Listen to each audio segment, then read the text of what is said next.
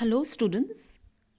In the last class, I have explained laws and the government, types of government of Chapter 3, What is Government of Civics. Today, I shall do democratic government and women suffrage movement. So, let's start. The basic idea of democracy is that people rule themselves by taking part in the law making. Nowadays, democratic government are better known as representative democracies. People do not participate directly. They choose their representatives during elections, and these representatives come together for a decision making process. So, a form of democracy in which people do not elect the government directly but only choose their representative who collectively form a government is called representative democracy. Most democracies are representative in nature. So, as you know, India is a democracy as a result of a long and eventful struggle of the Indian people. Other places in the world have also struggled to have democracies. The main feature of a democracy is that the people have the power to elect their leaders. So, it can be called as a rule by the people.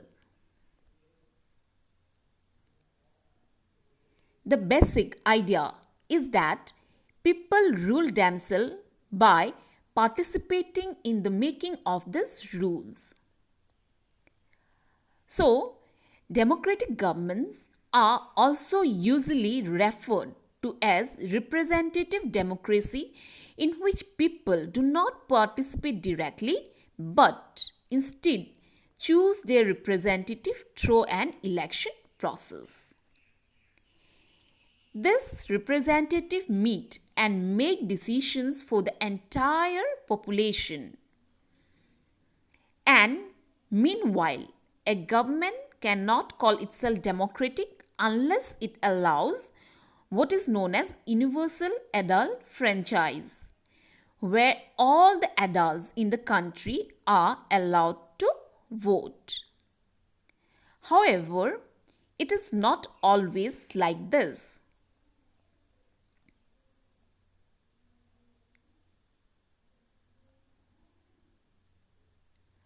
There was a time when government did not allow women and the poor to participate in the elections. In their earliest forms, governments allowed only men who owned property and were educated to vote, meaning that women, the poor, the propertyless, and the uneducated were not allowed to vote. The country was governed by the rules and regulations made by a few men, and in India, before independence, only a small minority group was allowed to vote, and they therefore came together to determine the fate of the majority. Many people, including Gandhiji, shocked at the unfairness of this practice, demanded that all adults have the right to vote, giving rise to the universal adult franchise. So, writing in the journal Young India in 1931, Gandhiji said, I cannot possibly bear the idea that a man who has got wealth should get the vote, but a man who has got character but no wealth or literacy should have no vote, or that a man who honestly works by the sweat of his brow day in and day out should not have the vote for the crime of being a poor man. So this is what Gandhiji has wrote in the journal Young India in the year 1931. So students, now let us see votes for women.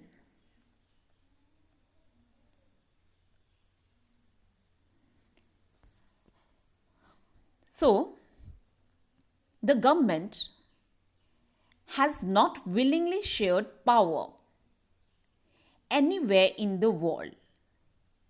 So, like all over Europe and the USA, women and the poor have to fight for the participation in the government. So, the women's struggle to vote strengthened during the First World War and came to be called the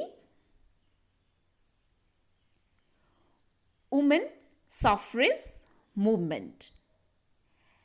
As the term suffrage usually means right to vote. During the time of war, many of the men were away fighting, and because of this, women were called to do the work that was earlier considered to be man's work. This led the people to rethink why they had created so many unfair stereotypes about women and what they were capable of doing. Hence, women were also seen as being equally capable of making decisions.